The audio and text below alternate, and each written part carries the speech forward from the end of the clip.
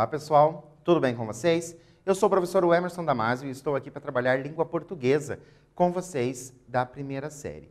E para nós iniciarmos a nossa aula, é importante que nós saibamos o quê? Quais são os nossos objetivos da aula de hoje. Por isso, eu trouxe aqui para vocês que nós vamos compreender as características do gênero crônica. Será que você está lembrado de anos anteriores que você estudou a crônica? Com toda certeza, em algum desses anos que você estudou, você já leu uma crônica. Talvez você não sabia, naquele momento, que se tratava desse gênero. Por isso, hoje, nós vamos trabalhar algumas características. Para quê? Para que você consiga reconhecer esse gênero quando você fizer a leitura. Depois, identificar a finalidade e os campos em que ela aparece. Então, onde será que nós vamos encontrar essa crônica, esse texto do gênero crônica? Explorar os elementos constitutivos de uma crônica e os recursos discursivos e linguísticos utilizados pelos autores. Reconhecer o efeito de sentido decorrente da escolha de uma determinada palavra ou expressão. Eu gosto sempre de dizer que, assim, dependendo da palavra e dependendo do contexto, essa palavra pode ter um outro sentido.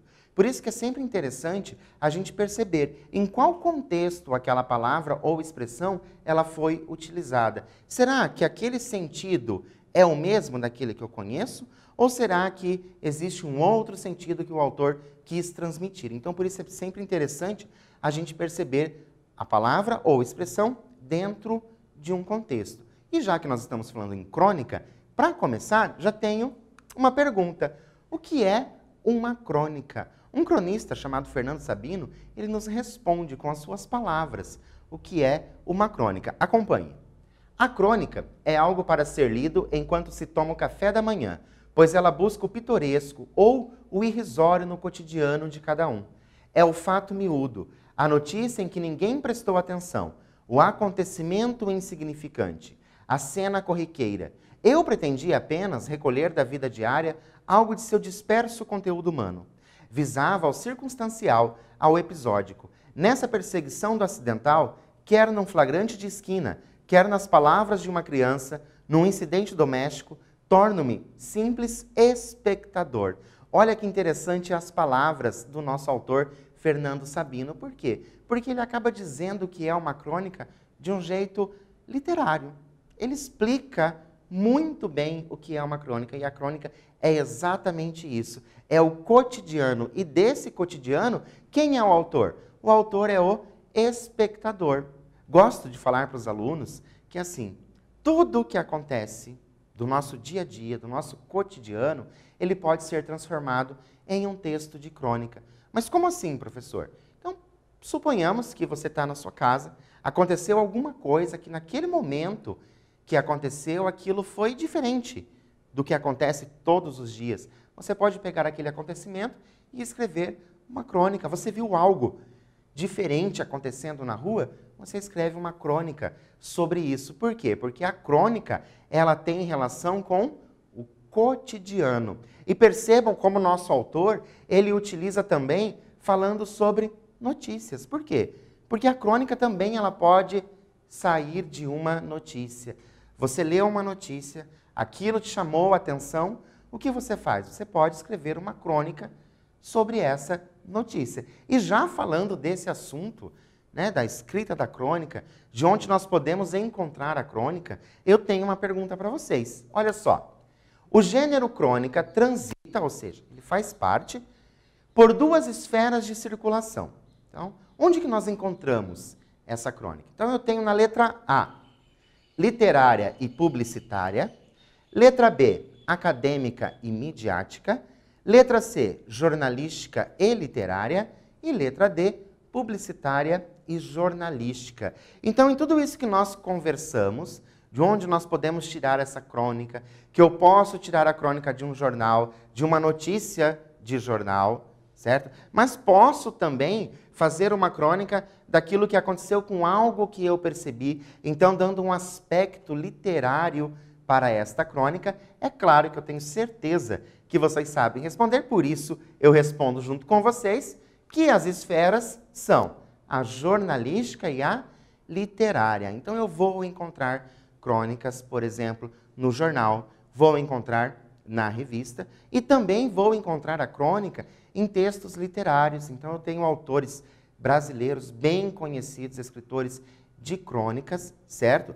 Então que fazem ali toda uma obra em volta dessas crônicas que eles escrevem, reúnem, publicam um livro, por exemplo. Então eu tenho ali essas crônicas literárias. Então a crônica ela vai transitar tanto pelo jornalístico como pelo literário.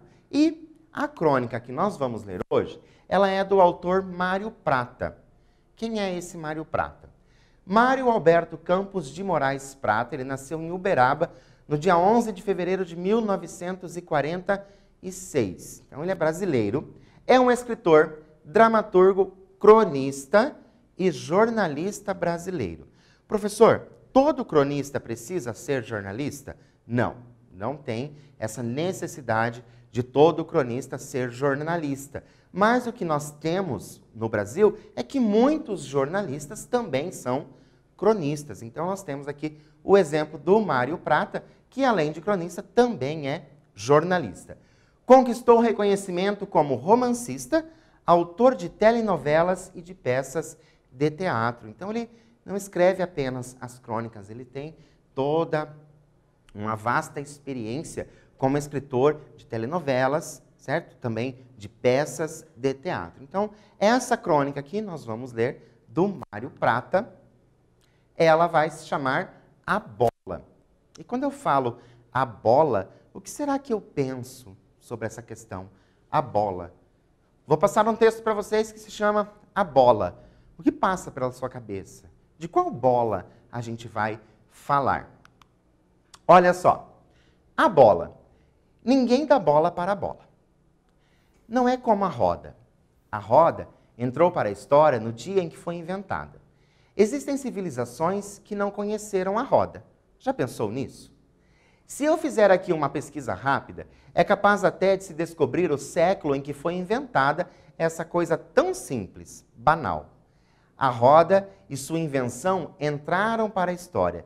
Tem tanta importância como a pedra lascada e o Vale do Silício, lá na Califórnia. E então, nós temos esse nosso texto, chamado A Bola, que parece que vai dar uma importância para essa questão. E é interessante que o próprio autor já pergunta, você já pensou nisso? Quando a bola foi inventada e tantas outras invenções dão-se tantas importâncias? Nossa primeira atividade é: de qual bola o autor está falando no texto? Pensem, nós temos vários tipos de bolas, certo? Qual é a comparação que ele faz? Tenho aqui o trechinho para vocês. Ninguém dá bola para a bola. Não é como a roda. A roda entrou para a história no dia em que foi inventada. Existem civilizações que não conheceram a roda. Já pensou nisso? Eu vou dar um tempinho para você responder essa questão aí no seu caderno e eu volto para a gente continuar.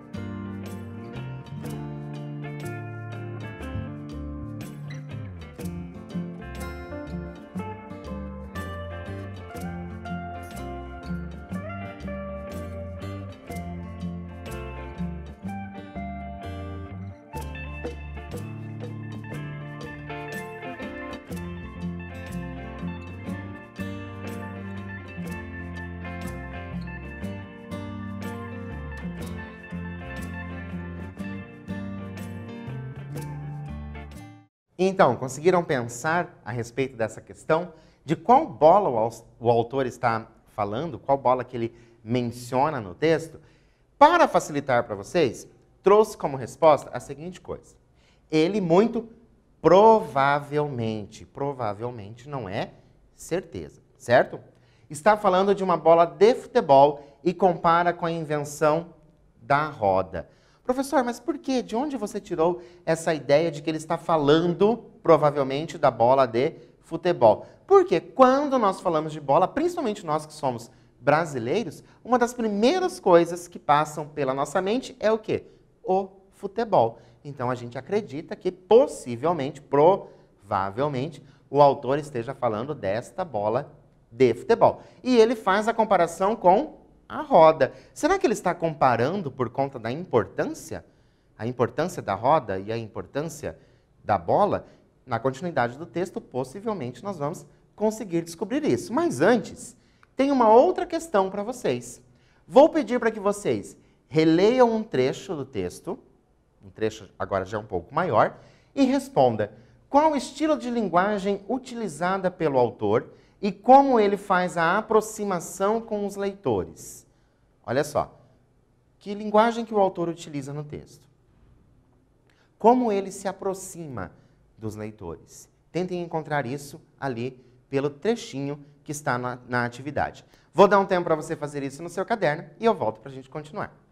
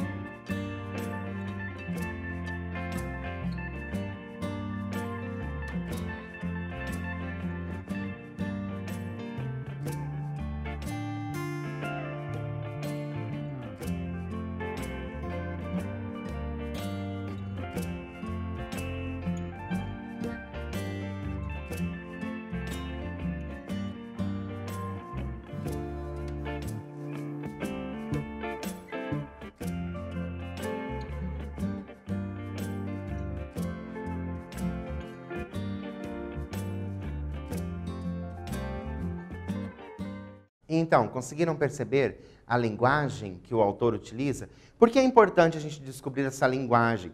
Porque a linguagem é uma das características do texto, do gênero crônica, certo? Então, por isso que é importante a gente perceber ali qual é a linguagem que o autor está utilizando. Para ajudar, nós vamos reler o texto. Ninguém dá bola para a bola. Não é como a roda. A roda entrou para a história num dia em que foi inventada. Existem civilizações que não conheceram a roda. Já pensou nisso? Se eu fizer aqui uma pesquisa rápida, é capaz até de se descobrir o século em que foi inventada essa coisa tão simples, banal. A roda e sua invenção entraram para a história. Tem tanta importância como a Pedra Lascada e o Vale do Silício, lá na Califórnia. Trouxe para vocês como resposta. O autor faz uso da linguagem informal, coloquial, essa linguagem nossa do dia a dia. Por que isso? É uma das características do gênero crônica, essa linguagem informal, essa linguagem do dia a dia, linguagem coloquial mesmo, como se fosse uma conversa entre o locutor, que é o escritor, e o interlocutor, aquele que está fazendo a leitura. Então, essa linguagem bem do dia a dia mesmo, para aproximar o leitor do locutor. E ele se aproxima fazendo um questionamento direto a eles. Olha só como ele utiliza. Já pensou nisso? Parece que a pessoa está nos contando essa história. Então, por já pensou nisso, nós temos uma aproximação daquele que escreve com aquele que faz a leitura. E automaticamente, se você está fazendo a leitura do texto, você fica, será que eu já pensei nisso? Então é interessante a gente sempre perceber esses recursos que o autor utiliza para nos aproximar, para fazer o texto até mesmo mais leve. Então, a crônica é um texto mais leve, tem essa linguagem mais coloquial, essa linguagem que nós estamos acostumados no nosso dia a dia. Mas nós vamos continuar. E a bola? Quem foi que inventou a bola? Onde e para quê? Invenção mais boba deve ter pensado um grego que passava por ali a caminho de uma sauna. É impossível tentar entender o mundo sem a roda. Já pensou levar aquelas pedras todas lá no Egito para construir as pirâmides, se não tivesse a roda e sua consequente carrocinha? E aqui vai a primeira dúvida. Aquele bando de egípcios, entre uma roda e uma pedra e outra, não batiam uma bolinha? Não temos registro. Mas tente agora entender o mundo sem a bola. E o esporte? Acho que for o automobilismo, as lutas, a esgrima e o boxe, tudo gira em torno da bola, mesmo que seja uma bola na trave. Desde a de ping-pong até a de basquete, que me parece ser a maior, a bola é a bola e ninguém tasca. A bola com as mãos, com os pés, com a cabeça e até com umas raquetes dando porradas nela. Sempre a bola. Outra coisa interessante é que a bola não evolui. Nasceu bola e é bola até hoje. Ao contrário das rodas, que hoje tem até com freios ABS. Tem até roda gigante. Tem até programa de televisão com o nome dela, Roda Viva. Como se existisse uma roda morta. Voltemos à bola. Me intriga isso. Quem inventou a bola? E mais, para quê? A bola de gude, por exemplo. Será que os soldados de Napoleão jogavam bolinha de gude em terreno cheio de neve? Será que a bola, quando foi inventada, já tinha ar dentro ou era compacta? Inteira de pedra, por exemplo, e era usada só para se jogar lá de cima do castelo na cabeça dos invasores, aqueles dos aríades. Tenho certeza que a bola não foi inventada diretamente para se bater um escanteio. Ou seja, o cara inventou o campo de futebol primeiro, a marquinha do escanteio, e alguém disse, tem que colocar um troço aqui, que com o impulso vai lá para o outro lado no segundo pau. Depois um doido inventou uma bola pequena e durinha que uns brancos avermelhados ficam batendo com um taco para ela entrar dentro de um buraquinho. Será que o buraquinho foi inventado primeiro e alguém disse, temos que bolar um negócio para entrar aí dentro? Percebam como o autor ele vai trazendo esses questionamentos, né, como ele já disse, de algo banal, para fazer com que a gente pense. Será que você já pensou? A bola? Quem inventou a bola? Qual foi a primeira bola que surgiu? Mas nós vamos fazer uma atividade relendo um trecho do texto e depois respondendo. Quem são as pessoas que o autor se refere e qual é o esporte ironizado? Porque ficou claro que o autor ironizou um esporte. Quem são essas pessoas e qual é o esporte? Vou dar um tempo para você reler esse trecho, escrever a resposta no seu caderno e eu volto já.